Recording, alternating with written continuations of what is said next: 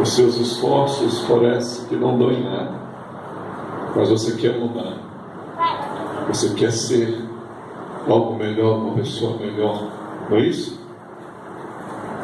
Mas falar em transformação e transformações que só podem acontecer na presença de Jesus.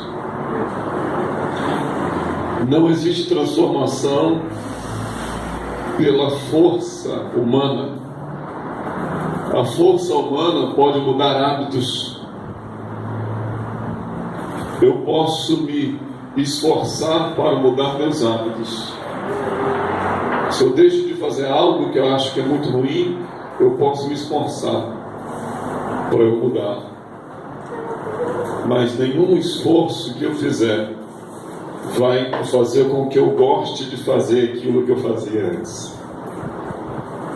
Eu posso até parar de fazer, gostar de fazer outra coisa totalmente diferente.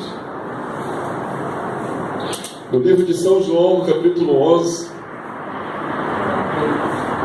Jesus vai contar a história de Lázaro e suas irmãs Marta e Maria.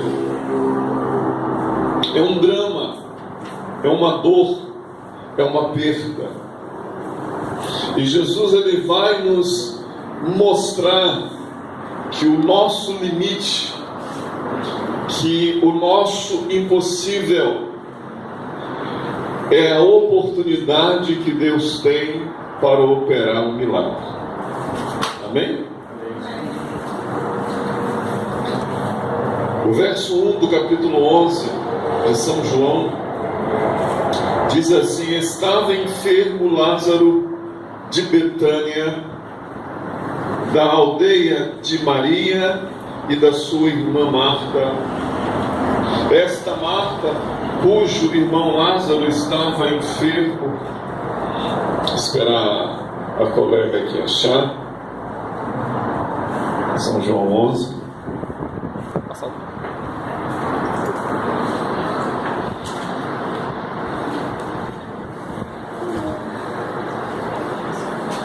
Amém. São João, no capítulo 11, versículo 3.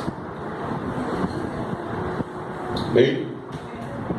Mandaram, pois, as irmãs de Lázaro dizer a Jesus: Senhor, está enfermo aquele a quem amas. Ao receber a notícia, disse Jesus: esta enfermidade não é para a morte, e sim para a glória de Deus, a fim de que o Filho de Deus seja por ela glorificado. Ora, amava Jesus a Marta e a sua irmã e a Lázaro. Quando, pois, soube que Lázaro estava doente, ainda se demorou 2 dias no lugar onde estava. Depois disse aos seus discípulos: vamos outra vez para apedrejar-te e voltas para lá? Respondeu Jesus: não são 12 horas do dia? Se alguém andar de dia, não tropeça, porque vê a luz do mundo. Mas se andar de noite, tropeça, porque nele não há luz. Isto dizia, e depois disse: nosso amigo Lázaro adormeceu, mas vou despertá-lo. Disseram-lhe, pois, os discípulos: Senhor, se dorme, está salvo.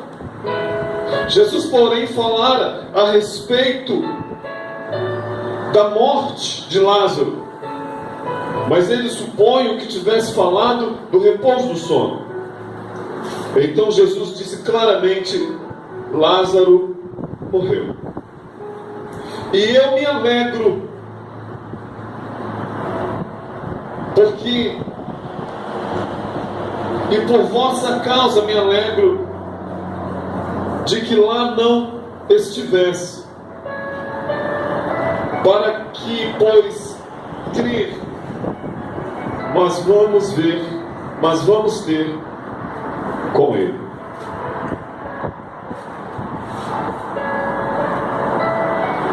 Nós vamos dividir esse sermão em duas partes. A primeira parte hoje, a segunda parte amanhã. Sempre que Jesus visitava Betânia, ele repousava na casa de Lázaro, Maria e Marta. Tanto que o verso inicial diz que eles eram amigos de Jesus. Havia uma proximidade muito grande dentre aqueles três com Jesus. E a Bíblia diz, a partir do verso 1, que Lázaro estava doente. Lázaro estava enfermo. E no verso 3, as suas irmãs vão mandar um recadinho para Jesus. Diz para Jesus que Lázaro, o amigo dele, está muito doente. E quando Jesus soube disso, a Bíblia diz que ele se demorou. Mas quantos dias? Mas quantos dias? 3 dias. Diz assim: mas Senhor, nós vamos retornar para a Judéia. Até poucos dias os homens. Quem andar de dia não tropeça. Mas o que tem 12 horas do dia a ver com a doença de Lázaro? A ver com a visita em um país, em um lugar onde queriam matar Jesus? O que tem 12 horas do dia? 12 horas do dia, amigo, é a hora em que o sol está no centro da terra. É a hora em que ele emite mais luz e mais calor. Jesus estava dizendo para aqueles homens: olhem para mim. Vocês estão com medo de morrer, olha para mim. Eu sou o sol da justiça. Eu sou a luz do mundo. Quem anda comigo não tropeça. Não tem problema. Nós vamos e eu vou ter com ele, porque eu sou o sol da justiça. Amém. E quando Jesus disse, ele diz assim: Lázaro dorme, e ele supõe que Lázaro está apenas repousando.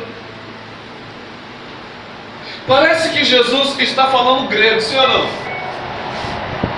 Parece que Jesus está falando aqui e eles entendem aqui. Parece que eles não conseguem captar a mensagem que Jesus está passando.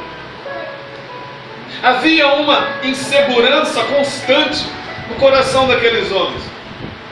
Era uma igreja fria. Era uma igreja que não entendia o que era viver pelo Espírito. Eles viviam muito tempo discutindo entre si quem era maior, quem era o melhor. Então Jesus diz claramente: Lázaro morreu. E eu me alegro porque eu não estou lá. Essa doença não é para a morte, é para a glória de Deus. Parece que Jesus está falando grego. Vamos entender o contexto dessa história. Dias antes, Jesus esteve na Judéia. Ele tentou pregar e ele foi rejeitado. Tentaram matá-lo e ele teve que sair de lá. Lázaro, um servo fiel, agora está muito doente. E Jesus agora vai se alegrar. É estranho para você ou não? Quem é que aceita essa palavra de bom grado?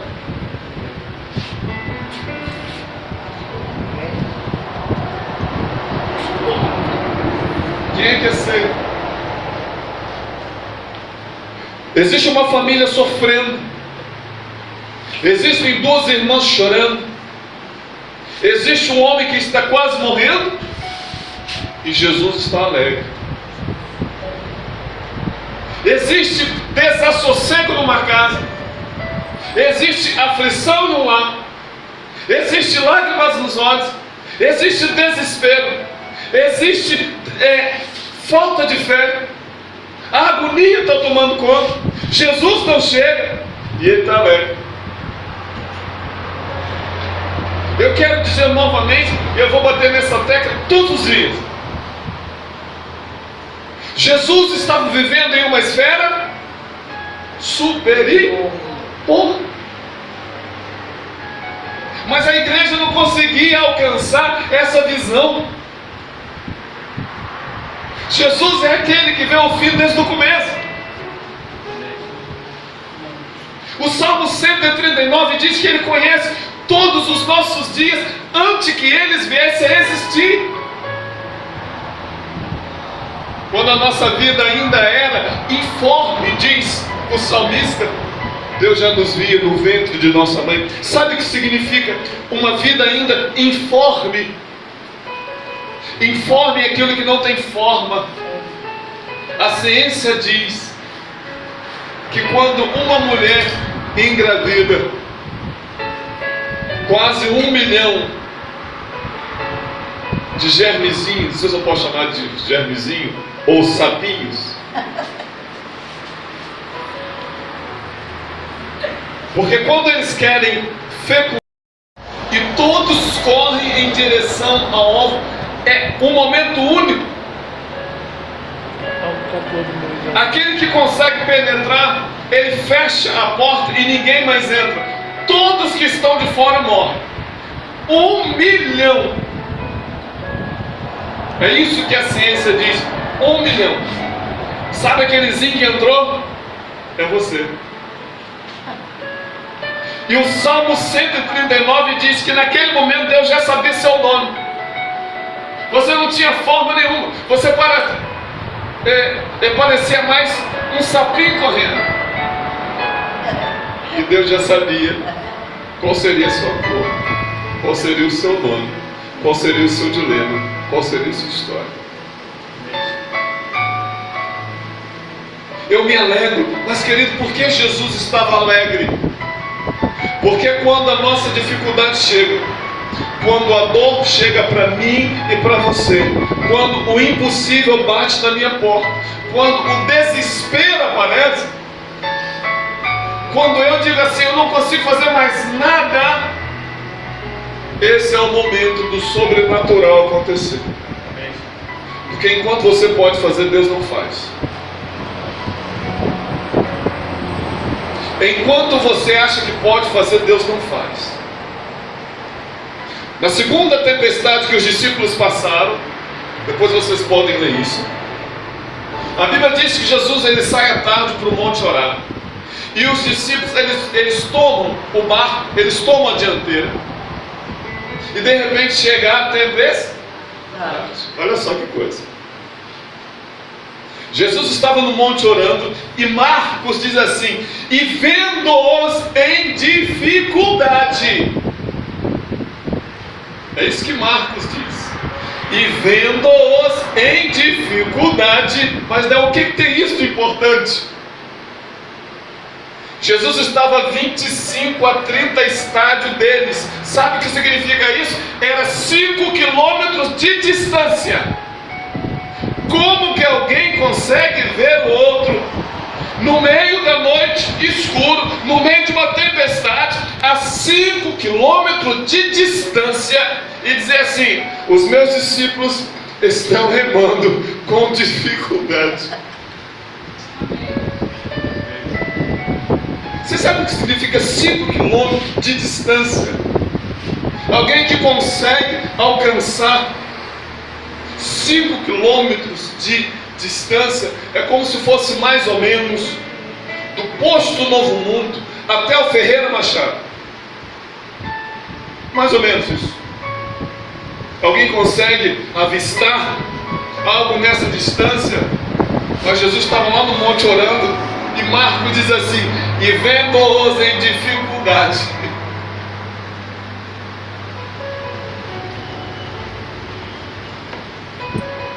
Jesus se alegra porque o meu problema, a minha luta, a minha dor, é a oportunidade para ele agir. Mas não, por que Jesus não foi correndo lá, socorrendo os discípulos? Porque eles estavam remando. Entendeu? Porque eles estavam remando, porque eles ainda achavam que poderiam dar jeito, porque eles ainda achavam que tinha solução. Então, enquanto eles estavam remando, Jesus estava orando. Enquanto eles remavam, Jesus orava. Enquanto eles remavam, Jesus ficava quieto. Deus, fica aí, Senhor, vou botar um jeitinho aqui. Enquanto você está remando na tempestade da sua vida, você está dizendo para Deus: por enquanto eu não preciso de ajuda, fica aí, eu estou dando um jeitinho aqui. A água está entrando, mas eu estou tirando com a caneca. Às vezes você não percebe que o seu dilema é a chance de Deus fazer um milagre, mas você não para de remar, você não para de dar jeitinho brasileiro.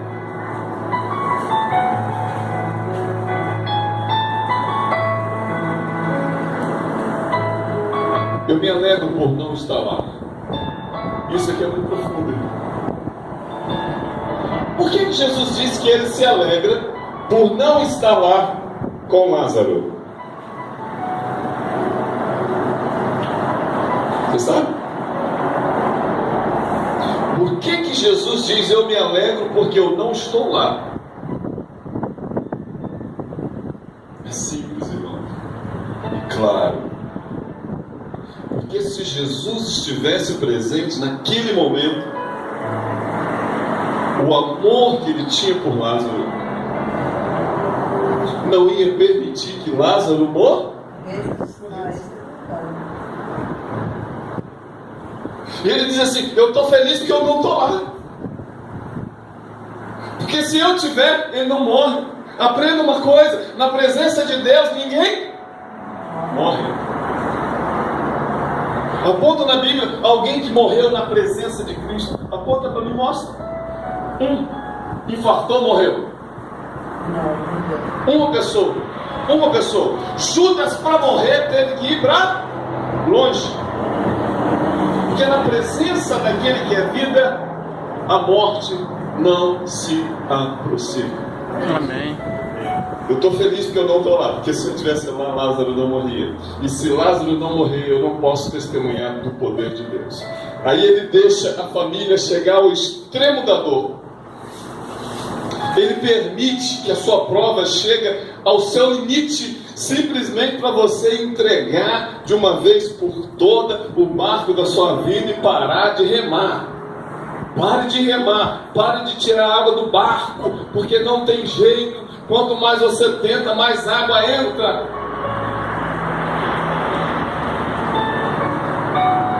Lázaro morre.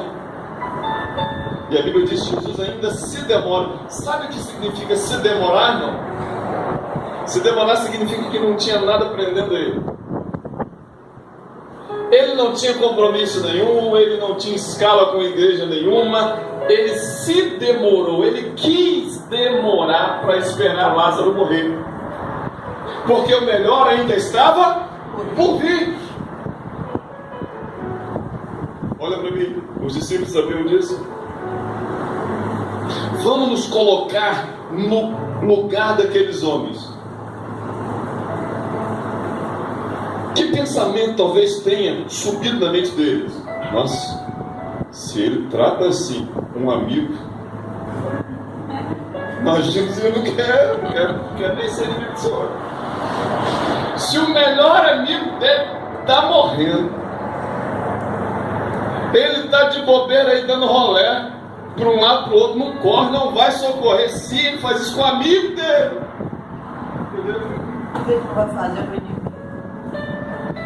cuidado com os propósitos de Deus, não julgue.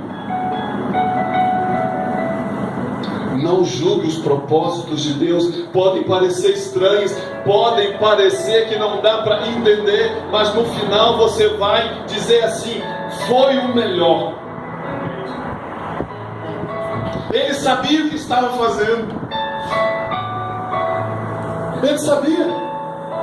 Agora, quando Jesus chega, quando ele chega na casa do casal, sabe o que ele encontra? Uma igreja precisando reaviver, precisando ressuscitar, precisando de poder. E ninguém entende aquilo. Ninguém entende por que Jesus demorou tanto. Alguém que já se perguntou assim: por que Deus demora tanto? Quantas vezes você já orou em prol de algo? Não estou falando em prol de dinheiro, não. Em prol de coisas que realmente você sabe que necessita. Talvez seu filho, seu esposo, sua esposa, alguém muito doente que você sabe que Deus pode curar. E parece que as orações não são ouvidas. Sabe o que Marta disse quando ele chegou? Senhor, se o Senhor estivesse aqui, Lázaro não teria morrido. Senhor, Lázaro só morreu porque o Senhor demorou. Lázaro só morreu porque o Senhor não nos atendeu a tempo. Lázaro só morreu porque o Senhor teve coisas mais importantes para fazer. Porque se o Senhor viesse a tempo, no nosso tempo, na nossa hora, Lázaro não teria. A fé acabou, não acabou? Não?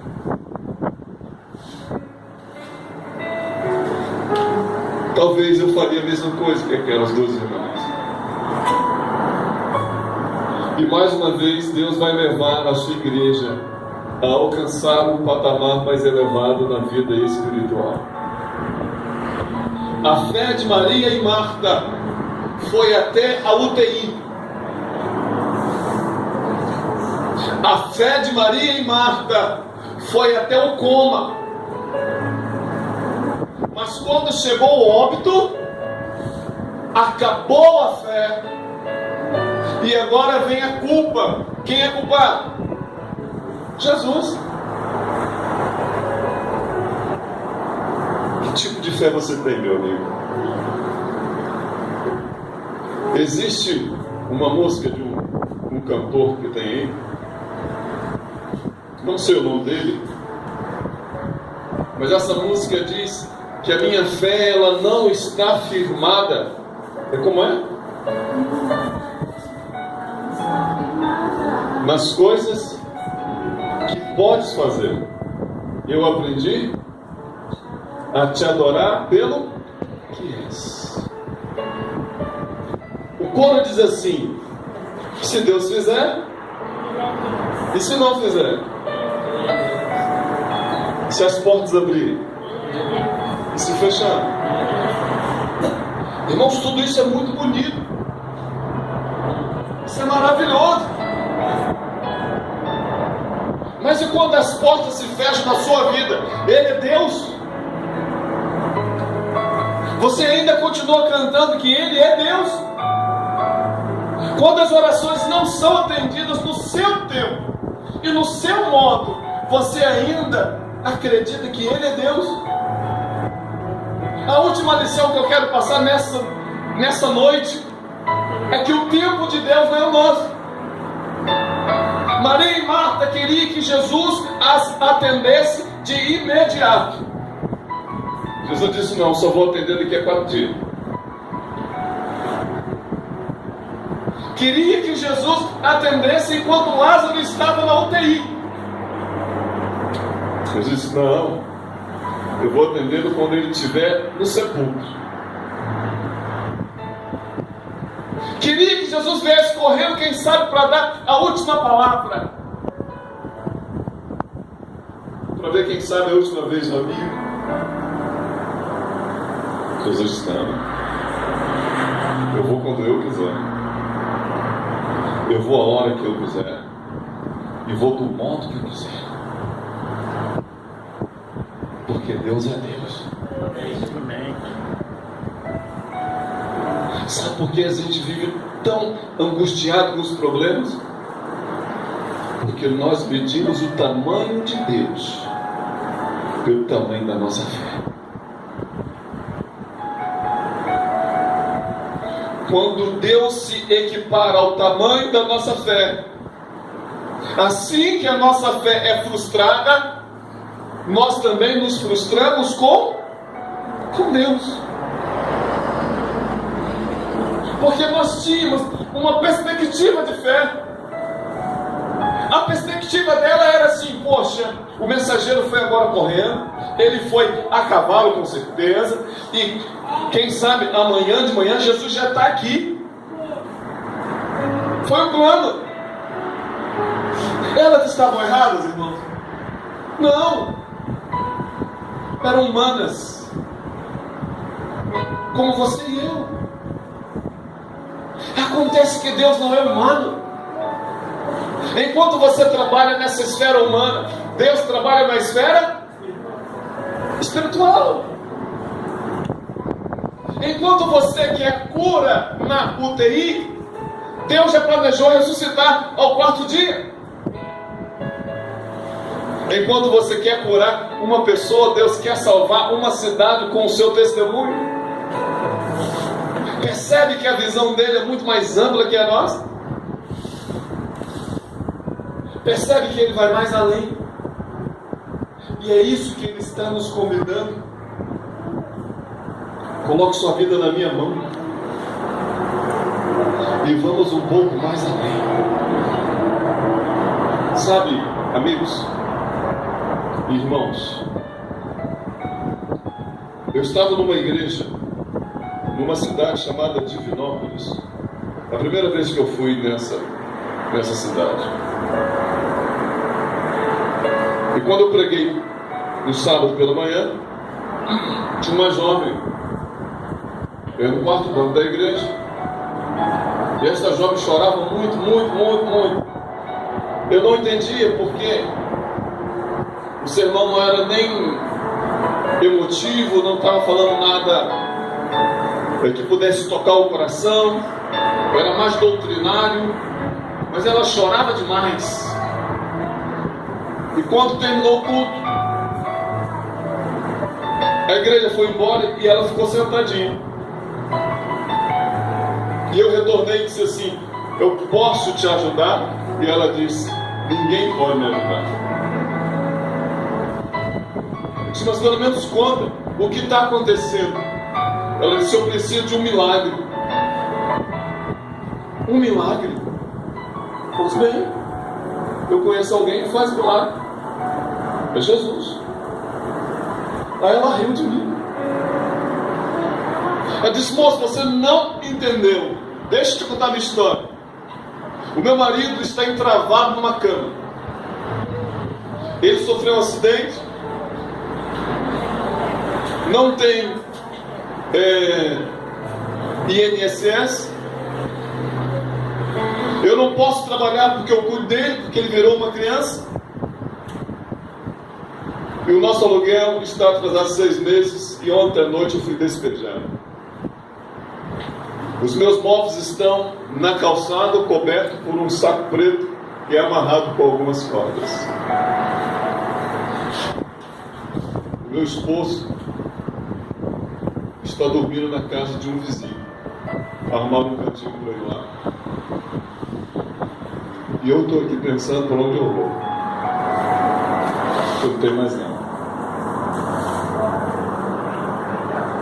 Eu disse: o que é que você quer de Deus?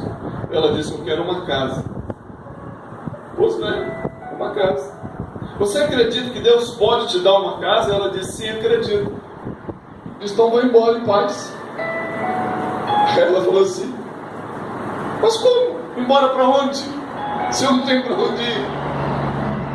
O nome dessa jovem chama-se Areta. Eu disse, querido, olha só, você já expôs a sua necessidade, você chegou num ponto que não pode fazer mais nada. Se você crê, vai em paz. E ela fez novamente pergunta, eu vou para onde? Eu disse, eu não sei. Mas o Deus que você disse que crê já sabe. Vou embora. E ela saiu do portão. E à tarde eu fui pregar novamente da igreja. Vem ela chorando. E eu logo pensei, meu Deus do céu, de onde essa mulher tira tanta lágrima para chorar? E ela interrompeu o culto, eu quero falar. Então fala. E ela disse assim, eu tenho um testemunho para contar. Quando eu saí da igreja hoje, eu me esbarrei numa senhora que passava pela calçada. Eu pedi perdão à senhora porque eu quase derrubei a senhora, que eu estava chorando muito. Eu não vi essa senhora passar. E quando a senhora passou e me viu, e nós ali esbarramos, ela disse assim, moço, você é da igreja? Eu sou da igreja. Me diz uma coisa, você conhece alguém nessa igreja que necessita de uma casa para morar? Eu sou muito rico, eu tenho várias casas aqui em Divinópolis, mas eu fiz um propósito com Deus de emprestar uma casa para alguém morar. Não tem que pagar água, não tem que pagar luz, é só cuidar da casa. O tempo que precisar. Você conhece alguém? Gente boa. Você conhece alguém que gostaria? Ela disse, eu não.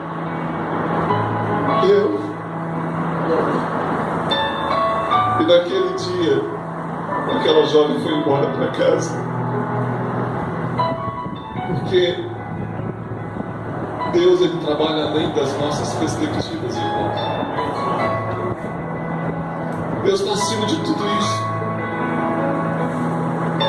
Às vezes falta fé para crer que o impossível vai acontecer. Irmãos, vai acontecer. Se você crer, se você não duvidar, se você não tatear, se a sua fé não ficar balançando como as ondas do mar, vai acontecer.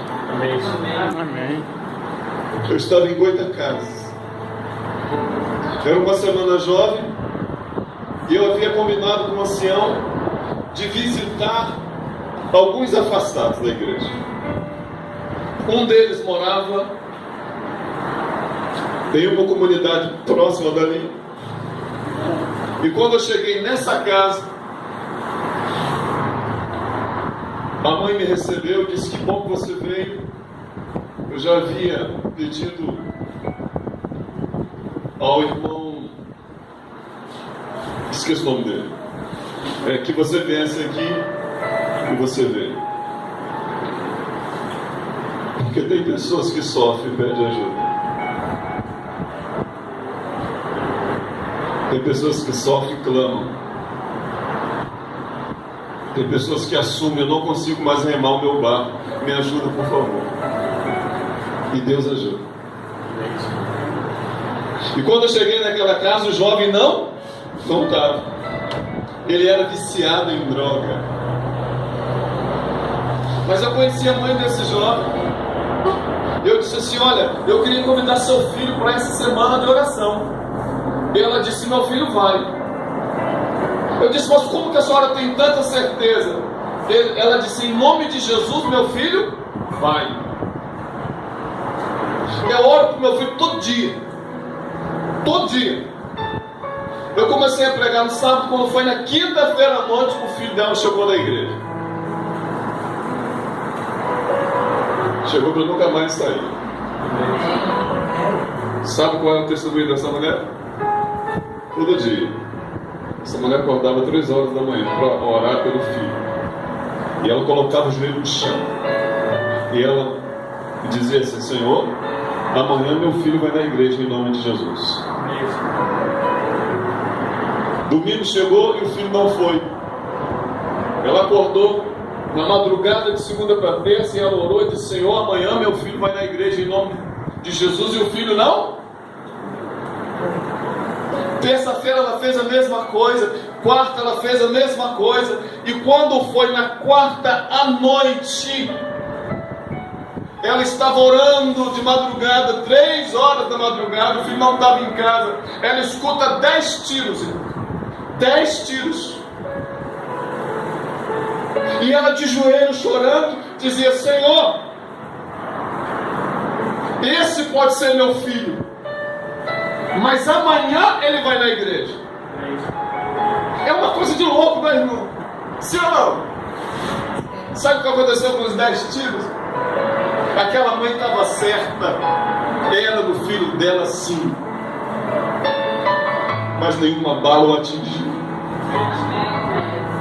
E na quinta-feira ele estava na igreja, ele aceita Jesus e tem a vida transformada, porque alguém resolveu acreditar no impossível de Deus. Ah, meu amigo, Deus quer tanto realizar milagres na minha e na sua vida, mas Ele está de longe, esperando para ver até onde você vai remar o seu barquinho, esperando que você canse, esperando que você clame, peça ajuda, esperando que você fale a mesma coisa que Bartimeu falou: Jesus, filho de Davi, tem misericórdia de mim.